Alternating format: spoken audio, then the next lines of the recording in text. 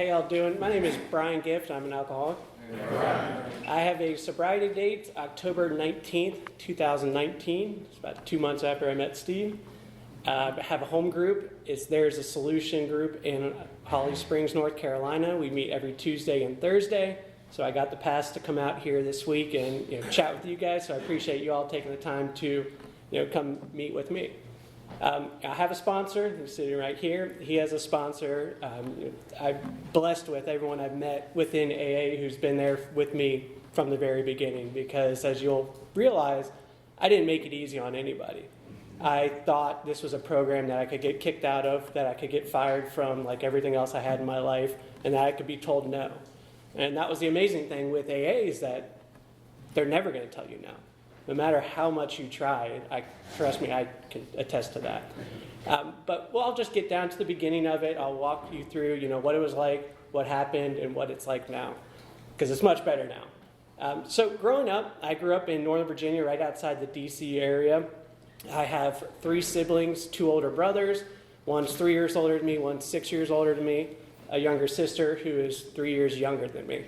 I have 2 parents that are still married to this day. Happy, I grew up in upper middle class neighborhood, didn't ever lock the doors. I mean, there was those telltale signs everyone thinks of, there's this happened, I get it, this is why you did this. There was none of that. I love my family, there was never an issue at home. It was me. And it's good to be able to admit that now, because I lived for so long blaming other people and being the victim, whereas at the end of the day, it was my fault. Working through the steps with Jonathan helped me realize that. And that was a hard pill to swallow, to realize that the reason I hated this person is because something I did. The reason I resented her was, oddly enough, me.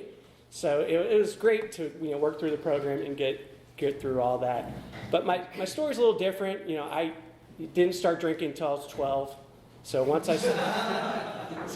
I got started early. I remember it vividly. I was with my brother, my oldest brother. He was 6 years older than me. For whatever reason, he was in high school. They took me out with them, and we went to a bridge, like an actual bridge, and parked the cars down the street and went and drank. They drank underneath the bridge. And I remember one of his friends handed me a long neck beer. It was a Yingling. He said, "Oh, you drink this."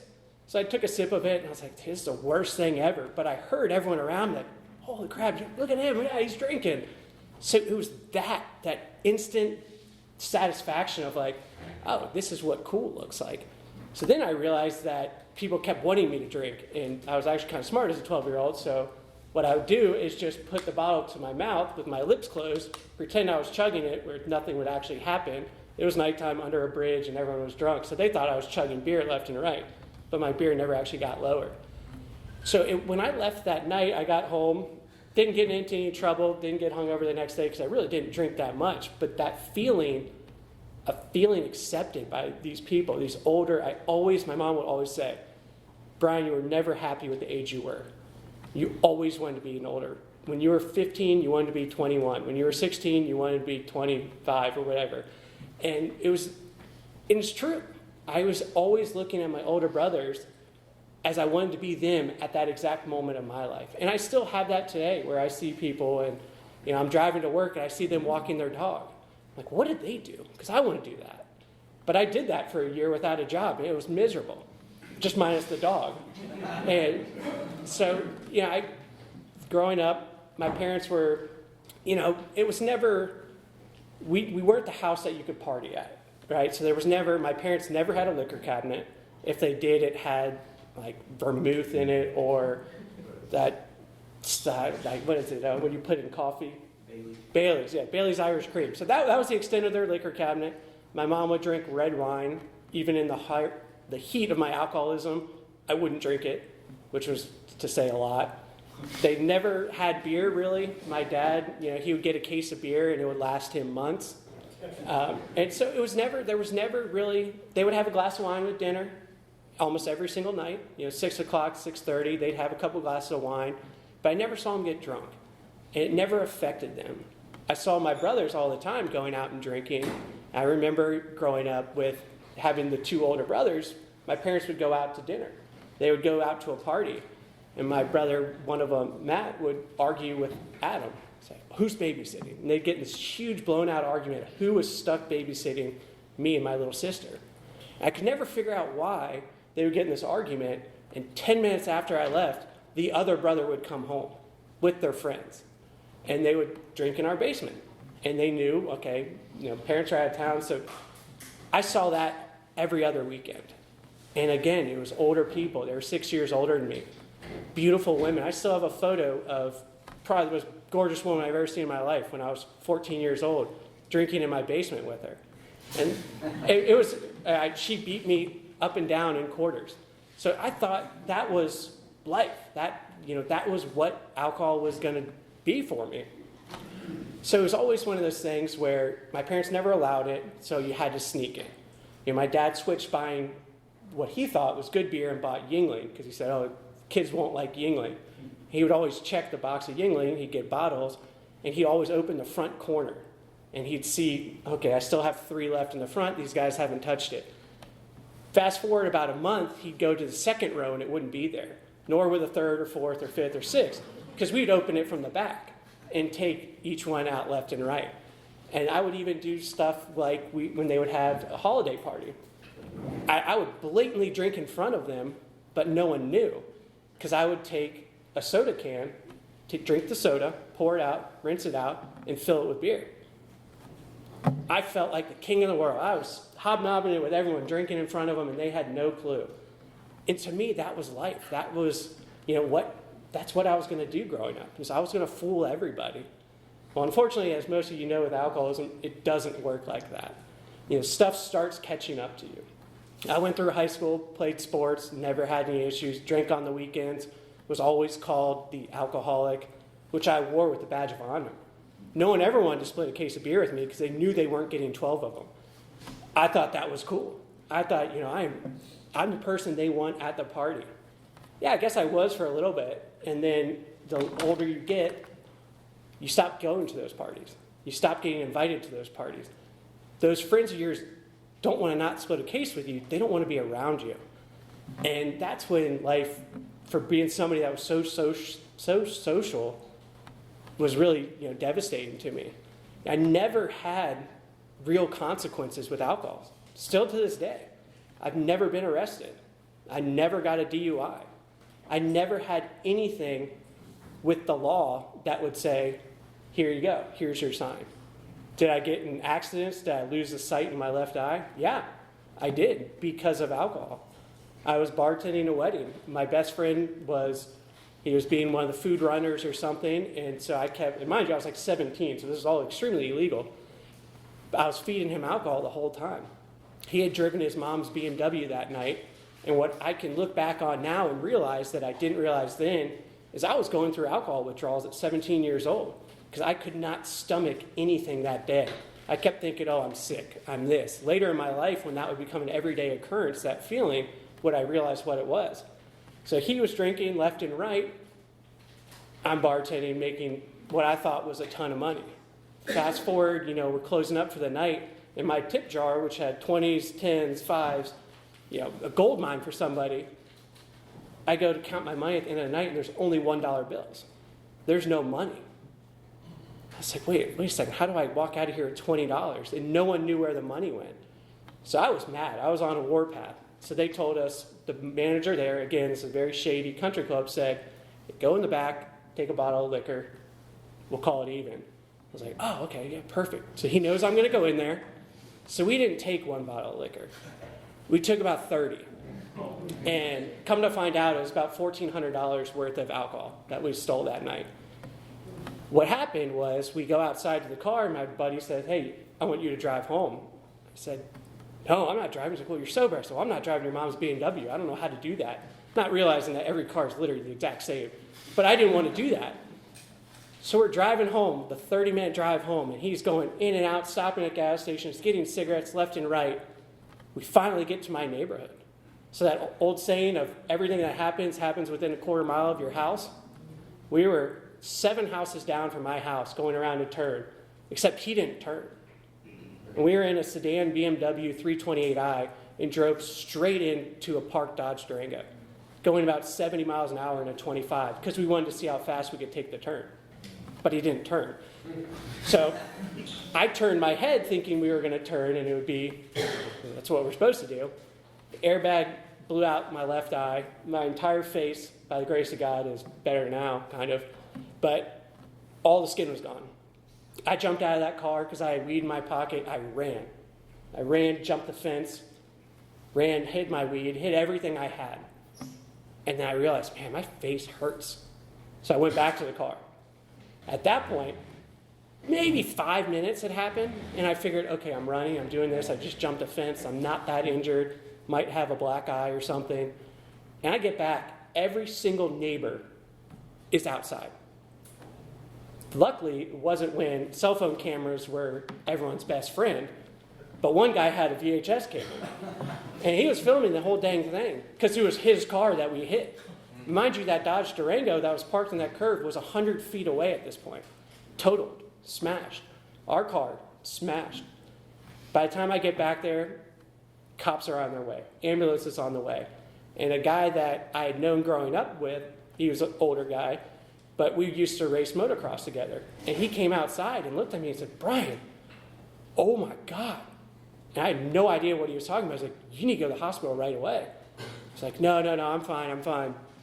Ambulance pulls up and they're like, yeah, you, get in here. And they pulled me in the ambulance, drive me away, take me. 2 weeks later, I still can't see out of my eye. Doctor tells me, 6 months from now, you'll be fine. It's like, oh, okay. 6 months goes by. It's been like 8 or 9, 10, 12 years now. It's still not back. But that's not the point of the story. What happened was the police came. We had all that liquor in that car. Mind you, the driver was underage. I was underage. And we had almost $2,000 worth of stolen alcohol in our car. Little did we know that every single bottle in a restaurant or a country club or any establishment that has an ABC license has a very specific little barcode on it. We didn't realize that. So come to find out, he gets arrested instantly. Luckily, I was good friends with the general manager of the country club. So he tried to chase down the tow truck driver, knowing that they were going to search the vehicle, find everything.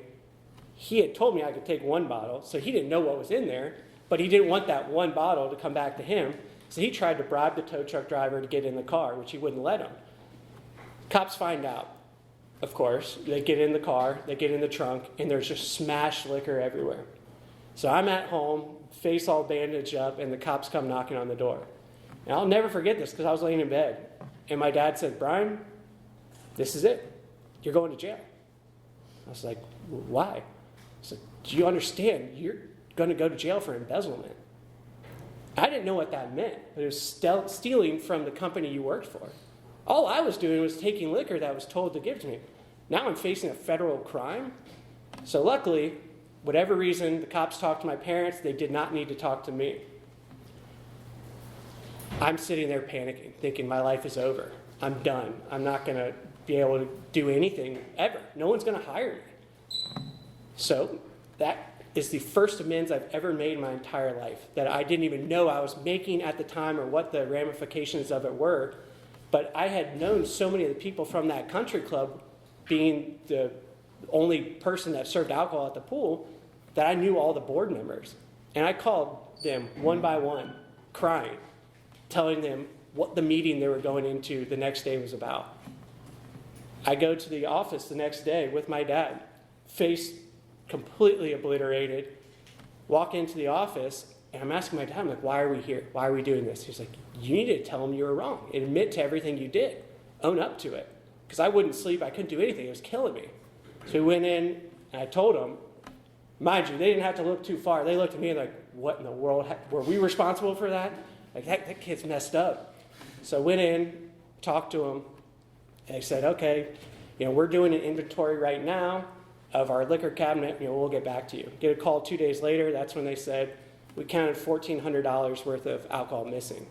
And mind you, each one of these bottles was like this big, small. They weren't handles by any means. So we had a lot of liquor in that car. And they said, as long as Brian never works here again, we won't press charges. The fact that he came in here and we saw what happened to him, we think that's punishment enough. Boom, scot-free. I got away with it. I can do with the other eye. That's fine. That was my mentality. I went to college, had fun, never got in trouble. But I never went to school. I was there, but I didn't actually go. I wouldn't go to class. I graduated with a 2.1.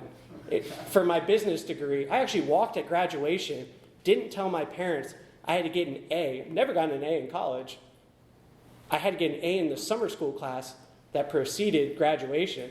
So they all came, watched me walk across graduation, which I knew was a sham because I didn't actually graduate yet, and I still had to take a test because I wouldn't do anything. I thought I could get by. My whole entire life was getting by BSing people. I never got in trouble in high school. I never got in trouble in college because I would single out the teacher, the coach, whoever it was, and make something up. Whatever it was something to get them off my back to where they felt bad for me. Where they would say, you know what, Brian, you're okay. I remember the security guard in high school. They would drive around in our parking. I went to a really, really big high school with about 4,000 kids. And there was a security guard that would drive around in the parking lot. And I would walk outside to make sure people didn't skip school. I would walk out. He said, Brian, come on. I'm like, oh, God, I'm in trouble again. Sit in his cart, and he goes, where's your parking spot again? And he would drive me to my car. Sometimes he would tell me, oh, Brian, I need you to get out. I got to get these guys in trouble real quick. Let me walk away while he went and technically pulled somebody over. That was another high school kid that would get suspended for skipping school. But I never got in trouble. So I kept getting through life, college, graduated college. There was nothing ever happened. So I figured, I'm doing this right. My friends would always say after college, oh yeah, he's the alcoholic. Again, it was a badge of honor. But then it was, oh, he's the alcoholic. Dude, you're an alcoholic. Like there was a difference in the way they said it. But I still didn't want to believe them. I grew up watching MTV and watching True Life, if anyone's ever heard of that show. And one of the series was True Life, I'm an Alcoholic. And I watched this video. I remember watching the guy. He's like, oh yeah, everything was fine. I owned a bunch of car washes. But I would drink a half gallon of vodka a day. And then they'd show pictures, and he'd say, I woke up and had all these bruises, and I had no idea how they came. So I based my alcoholism off of that guy. All right, I'm not going to drink a half gallon of liquor a day, and I'm not going to run into things. And then I'm not going to be him. They're not going to make a TV show out of me. I'm not an alcoholic. That doesn't work. I thought that guy was the only vision of what an alcoholic was. It wasn't until coming into these rooms that I realized that you can be a doctor. You can be the best lawyer in the world. You can be the bum on the side of the street. You can be the teacher. You can be the coach. You can be the person sitting next to you on the bus. Everyone deals with it in their own way. And that's the neat thing about Alcoholics Anonymous is that everyone's so different. We always joke that it's a group of people that, no offense to everybody, but we wouldn't drink with each other. You would not be the first people I would call to go out and have a good time. But I look so forward to going to my home group every Tuesday and Thursday to see those people. I got introduced to Alcoholics Anonymous. I was 29, 30 years old. And I was living in Northern Virginia. I had worked a job for 3 years with a startup company.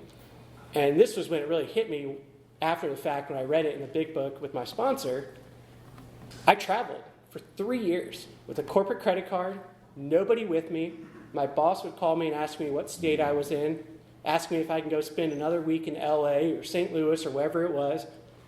I never had to atone for anything. I got $80 a day or something for a per diem that nobody cared what I did with it. I would just get it. That was gone every morning before 10 o'clock in the morning at every airport I went to. I would travel by myself every single time. I'd drink the second I got to the airport. I'd drink on the plane. I'd get in a car in a city I'd never been to. The first thing I'd do, I'd stop and get alcohol. I'd walk into every single hotel, no matter how nice it was, carrying a case of Natty Light. Hey, I wasn't a person of taste. I just wanted it. And that was my life. And I did that for so long. And then it started happening.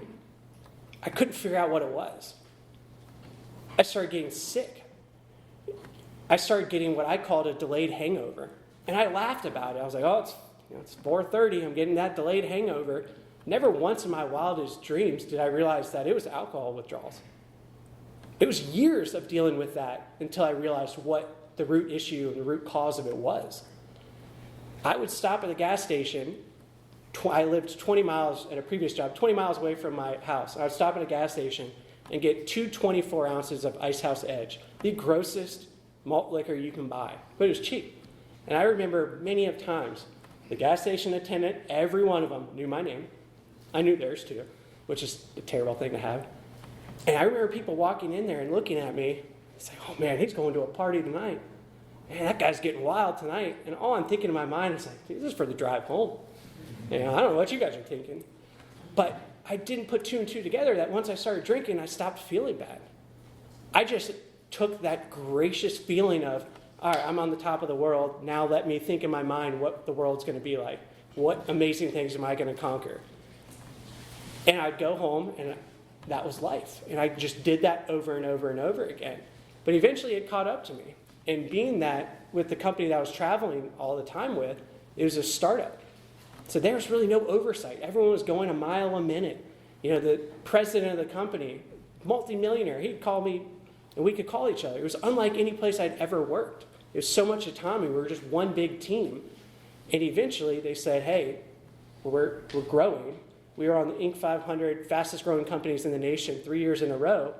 And they said, hey, we're going to sell. I said, oh, that's cool. But we have to cut $2 million worth of overhead. I said, oh, okay. How do you do that? They're like, you're one of them. And they laid me off and 26 other people. And the day I got that phone call was the worst phone call I'd ever gotten in my life. And I thought, oh my God, this is, I'd been struggling going into hospitals every single day for that job, sweating profusely, probably reeking like alcohol, just waiting until they would let me go back to my hotel so I could drink, just so I could feel good and do it again the next day. And I never drank before I would go into the hospital, and I thought by doing that, I was not an alcoholic. Take that job away, and now it's just me. So I would just drink. And I kept drinking and kept drinking. And I got another job somehow. And they paid me a lot of money. And I got there the first day, and they said, oh, yeah, go up to the 4th floor. We're having mimosas this morning. It's like, whoa, I'm in the right place. God works in mysterious ways. So by them doing that was, okay, so everyone in this office that was drinking probably smells like alcohol, so they're never going to say anything if I drink before work, as long as I don't act out crazy. So that's what I would do. I worked 8 miles from my house, and I would leave almost an hour and a half early every single day. Not because of traffic, because I wanted to go to the gas station, get 2 little boxes of wine, and drink both of them before I could get there, because I knew that would make me feel normal. And that was me being a good employee, which it wasn't. It wasn't at all. But that was my thought process. I would go out to my car 5 times a day to grab those boxes of wine and chug them as fast as I could. It didn't matter if it was 100 degrees in my car and those things would boil your skin. I would drink it. It's always nice when it's cold, but it never was. And I would do that day in and day out. Slowly find out that the team I got hired to be on, which I saw the writing on the wall, made no sense. It was absolutely no sense for this team to even exist. And so the manager I had left that team, went to another team, and we got a new guy. He came in, took one look at the team. One girl had been there 7 years. I'd been there 3 months. Another guy 10, another girl 11 years. He said, all right, I'll work with you guys for a month, see what you guys actually do on this team. Mind you, no one had trained me, no one had did anything. So it was very easy for him to say, y'all are done. We're cutting this team on Tuesday afternoon. I had just gotten back from lunch. This is when I thought drinking Monster Energy drink or Red Bull would mask alcohol. So these people thought I was a fiend for Red Bull and Monster, but I would just hold the same one because they smell so bad that I thought they would smell that over alcohol. So I walked in, they let me go. So I left, went home that day, and I remember falling on the ground and crying. It's like, what is going on with my life? And at that point, I couldn't wake up in the morning and not throw up. I wasn't throwing anything up. It was just vile. or it was just air. And I could not figure out what was wrong with me. I had every single test done possible, tubes stuck in every single place possible. And they kept saying, oh, you have gastrointestinal this, you have this. But no one ever asked me, do I drink a lot? And I probably would have lied to them anyways. But I kept doing these tests because it made my mom feel better. And I remember when I got anesthesia one time, and the doctor came up to me afterwards and said, I got a question. I apologize. I said, yeah, what's that? She goes, do you drink a lot? I said, more than the normal person, I guess. She goes, I couldn't even knock you out. That's the most anesthesia I've ever had to use to put somebody under. She goes, that was crazy. And I was like, all right, I got it. I'm still doing this.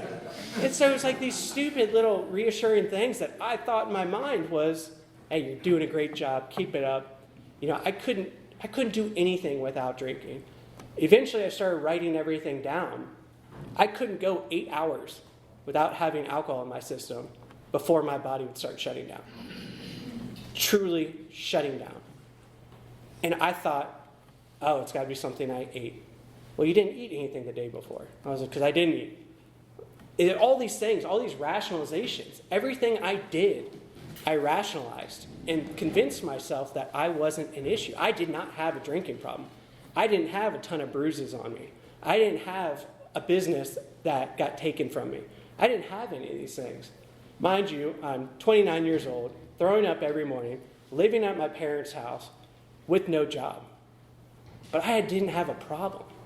There was no issue there in my own mind. So the day I got let go, my mom had sold our family home the day before. I couldn't afford to live in Northern Virginia without a job. I could barely live there when I was making money there. So she said, you're going to live at your brother's in North Carolina. My brother had a townhouse in Apex, North Carolina. Didn't know much about Apex or anything, but I'd lived in Raleigh before when I lived with the other brother. And so I said, okay, this is perfect. I'll go there and I'll get a job. I would wake up every single day because he lived with his fiance. So I had a beautiful home all by myself. He paid the bills. He paid the water. He paid the cable. Paid the heat. He paid every single thing. So all I had to do was just wake up in the morning and everything was there for me. So what do? I'd start drinking every day. And then this is when the delusion sets in. I live by myself with nobody around me. Yet I would purposely drive to the store, get 2 boxes of wine, and drive. Drive around the back roads of North Carolina and drink. Every single day. And I had 2 different spots I would stop. When the first 2 would go empty, I knew, because I had been to every single gas station on these back roads, I knew which ones had the wine I wanted. So I'd stop, get more, and I'd come home. It'd be like 2 o'clock in the afternoon, and I'd pass out till 4, wake up, and go again. Why I did that, I have no idea. I was begging to get pulled over. Because I think what I thought in my mind was, if I get a DUI, then I have a problem. Then I can go to AA meetings. Then they'll understand why I'm there. But for the grace of God, I never got pulled over. I never hit anybody. I didn't injure anybody. I just put a ton of miles on my car. And it didn't change anything in my mind. It was just one of those things that's what I kept doing. And nobody knew. Nobody knew how bad it was because I was so embarrassed by it.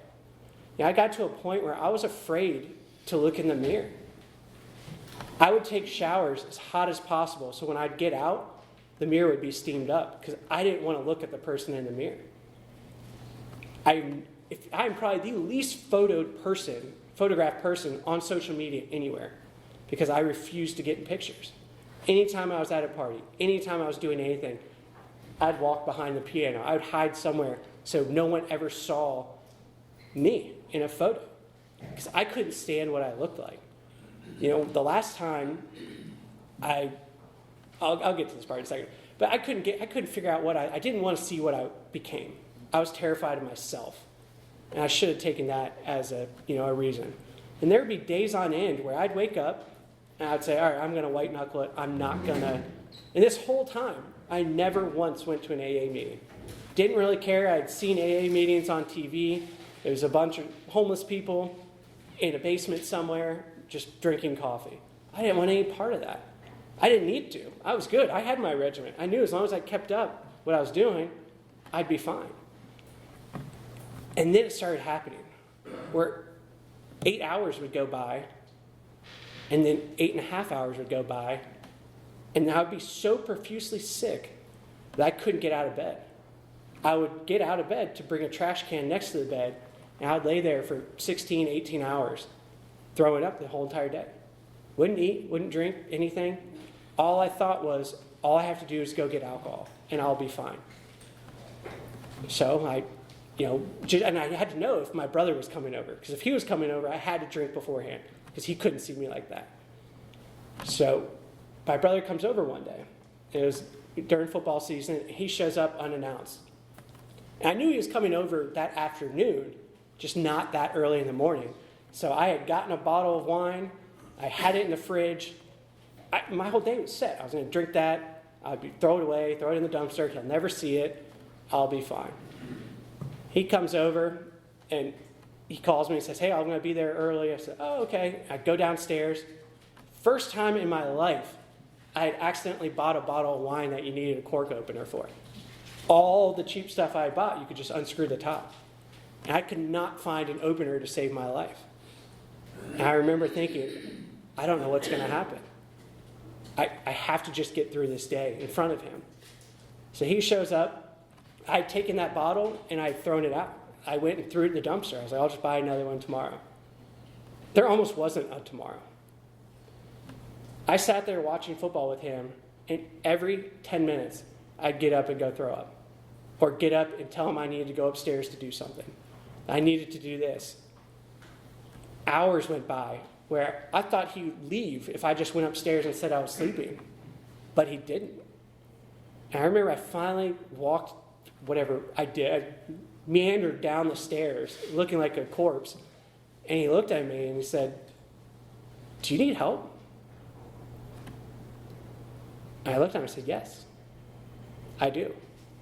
And he said, all right, here's what we're going to do. We're going to take you to the hospital. We're going to get them to get you better.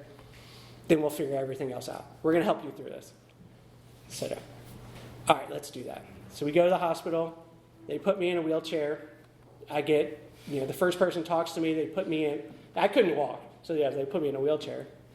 They put me in an IV, and I'm sitting in the waiting room. Wait there for about an hour and a half. Finally get wheeled into the back, and I woke up 5 days later. The second they wheeled me into the back, I tried to stand up and had a seizure.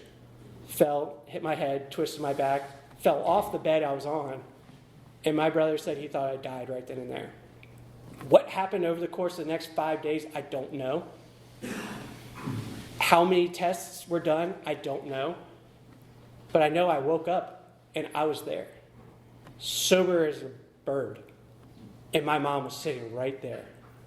And I remember thinking, oh my God, she's going to be pissed. And the first thing she told me was, you're going to treatment. I said, what is that? She goes, we're going to drive you to Wilmington Treatment Center. Your sister found it online. We're going to take you there. So they, that was it. That's what I was going to do. I was going to go get sober and live my life. Went to Wilmington Treatment Center. Was probably the biggest POS there the entire time I was there. Kept saying I didn't need to be there. I didn't want to be a part of anything.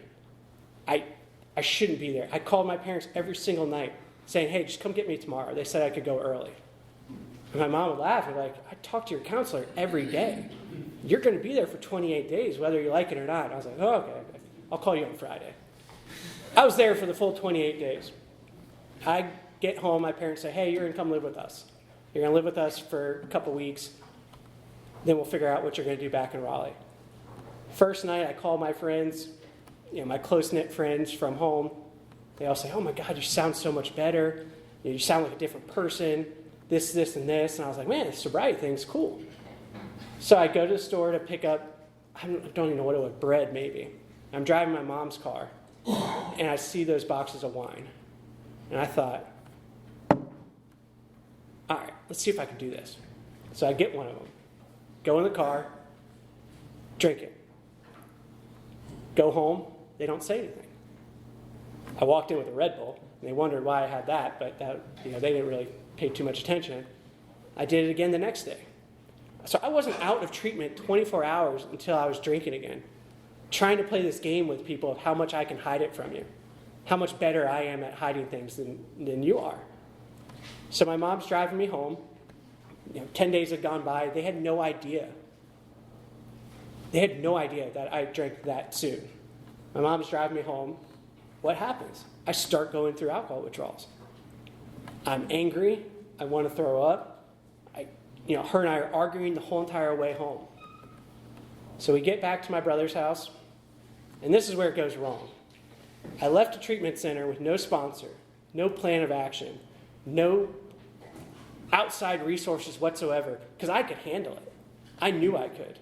So I went back to living in a townhouse that everything was paid for by myself, because that was the smart thing to do. It wasn't at all. So we get back home. I'm arguing with my mom. The whole thing blows up. I said, you know what, Mom? I'm just going to go to an AA meeting. That's what I'm going to do. Prove you wrong. Your son's going to go to AA. She's like, oh my God, yeah, please go. And so that's what I said. I said, okay, I'm going to do that. I'm going to tell her it's a 2-hour meeting. I'm going to get there, go do whatever they need me to do, sign in. Hopefully they take a picture with me. I can show my mom I went.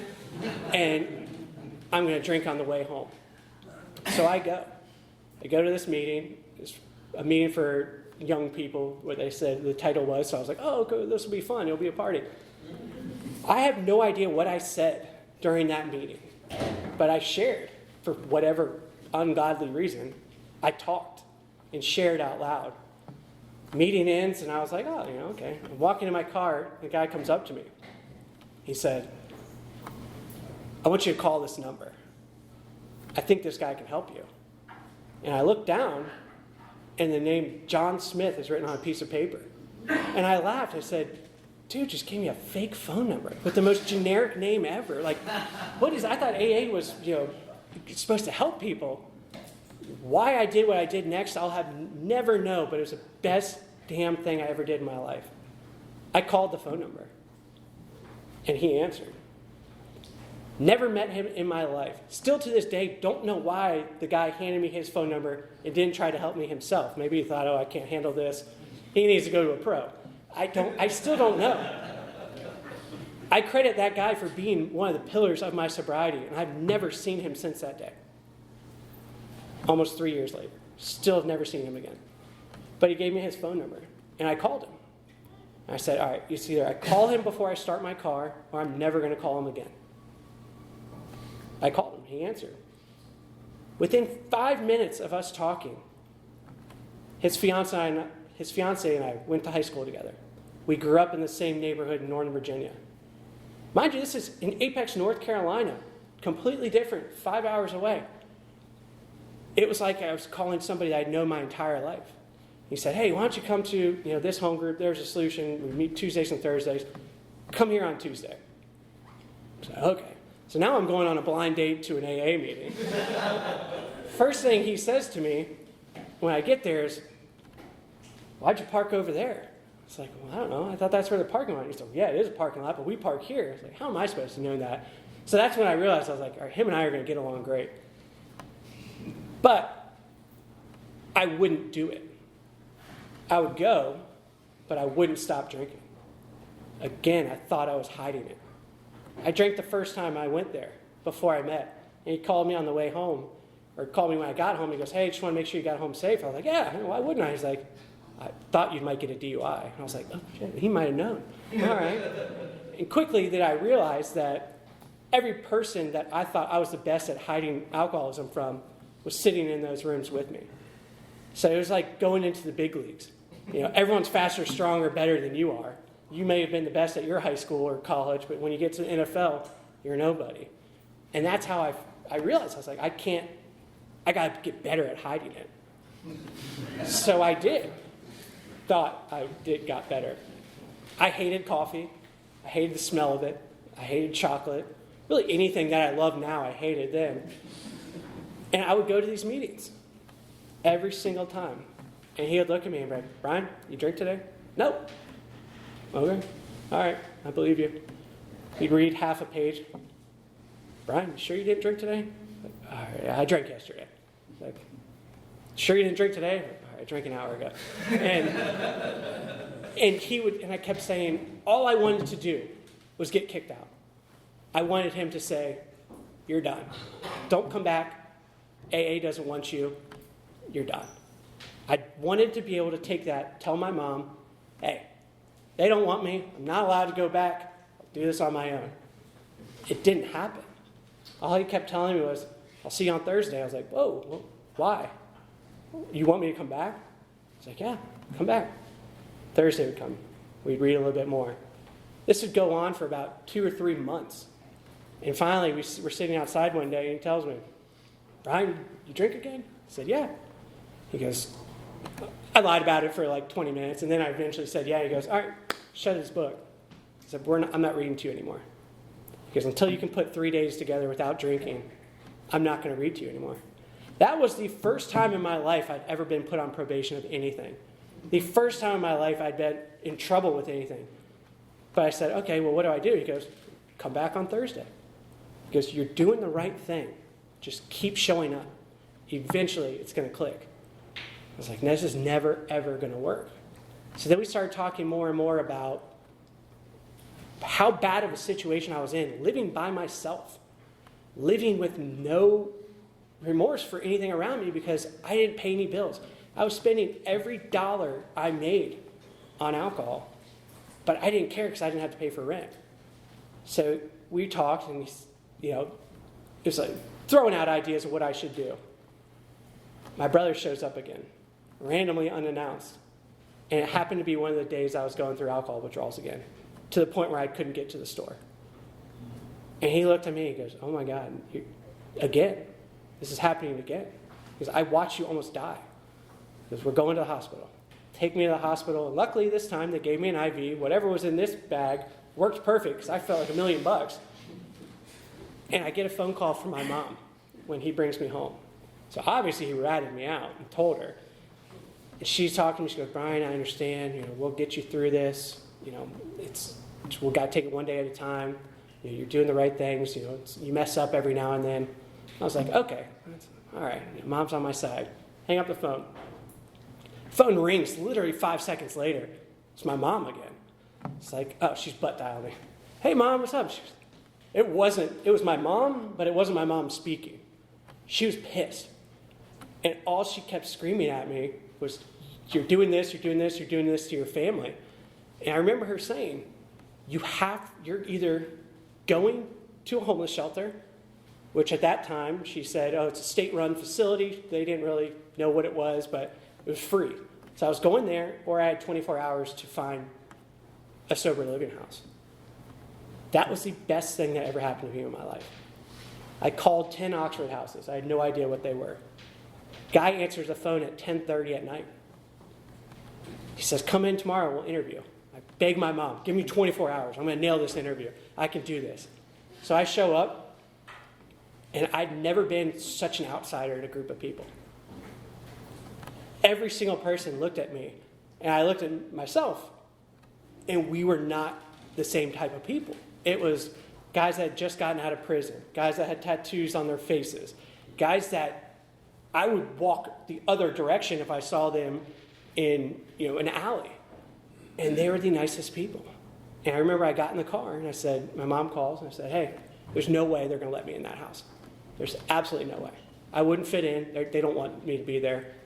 They'd call me and say, hey, we got the room open. Can you pay the $125 a week? I said, yeah, absolutely. So I moved in there. That was on October 18th, 2019. I moved into that house. 6 months I was at that Oxford house. It was the best thing that ever happened to me. Going there, taking AA from what Jonathan had taught me, bringing it into that house, living with those guys. I was telling Jonathan a story. I had the opportunity to help somebody get their first bank account. I was the only, and I think this is now looking back on it, why everyone was nice to me. I was the only one with a car. So, we do a lot of fun things, and I was the only person with a car. But living in that Oxford house kept me sober. Going back to AA, Jonathan stuck by my side every single day. And now I get to stay every single day. I go to that home group, which I used to be resentful if I was there, with joy and excitement. If you're ever scared of going to an Oxford house or doing something like that, my biggest fear was people were going to find out I was an alcoholic or getting recovery. Little did I know they realized I was a belligerent alcoholic. But by practicing the principles that I've been taught in AA, giving back to other people, realizing that I have a part in every single thing that goes on in my life, I lost a lot. I'm slowly getting it back, nowhere near to where I want to be.